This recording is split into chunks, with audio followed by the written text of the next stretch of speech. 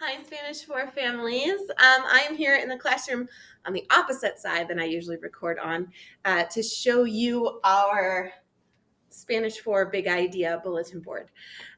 This is something that's pretty central to what we do in the classroom, but something I haven't had a chance to show you yet. So this part of the classroom is designated as Spanish for's Big Idea board.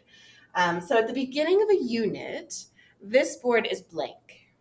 Okay, except for our big idea, our big question, our guiding question for our unit. So, for example, we are just finishing up now a unit on health and hospitals, focusing on ailments and bodies and being able to go to the doctor and learning about kind of those things. And our big question for the unit was, how is our health affected by our access to health care? So, in addition to just learning the vocab, right, and learning the reading and the writing and the speaking, we're trying to organize our thoughts and our learning around this big question. All right. So every time we did something in class that had something to do with that big question, we kind of added it to the board as a reminder of how all these different activities fit together. So we started the unit with some reading practice, and we were reading different health-related infographics or posters or brochures and things like that. So we talked about those kinds of things. We followed that up with a few days where we talked specifically about what access was. Like, what does it mean to have access to healthcare or to not have access to healthcare? We use that as an opportunity to learn about some famous kind of pioneers in medicine that have a Hispanic background. So, people from Hispanic countries or Hispanics in the United States that made some kind of groundbreaking decisions or discoveries or happenings that improved people's access to healthcare.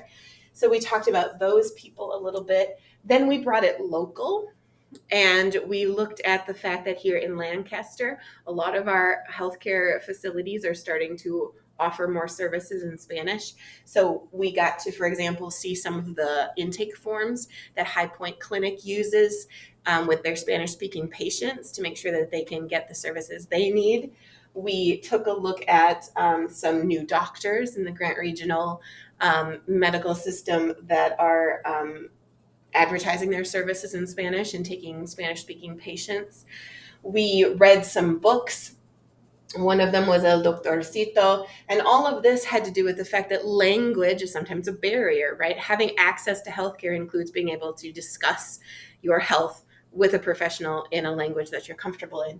And it was pretty cool to be able to bring that local for them too. We also were able to hear from a past student of mine who is now a dentist in Dodgeville talk about her experiences in Nicaragua, volunteering her time to make sure that the young people there had access to dental care. We also watched some videos of people from around the world talking about their healthcare systems and able to identify some of the obstacles other than language that kept people from having access to healthcare. So they were kind of critiquing their own government's healthcare systems. And they brought up things like the speed of the services and the quality of the infrastructure and just different things about the healthcare systems and what might get in the way of them having good access. We did a little bit of study on some things like how many doctors per 10,000 people do the different countries have? How does that affect their access? Which countries have more doctors? Which countries have fewer? Why might that be? We took a look at health expectancy and wanted to see if that had anything to do with the number of doctors. And basically, this was just a really good, the kids did so good with this unit, and we're really interested in the bigger picture of healthcare and health access as well.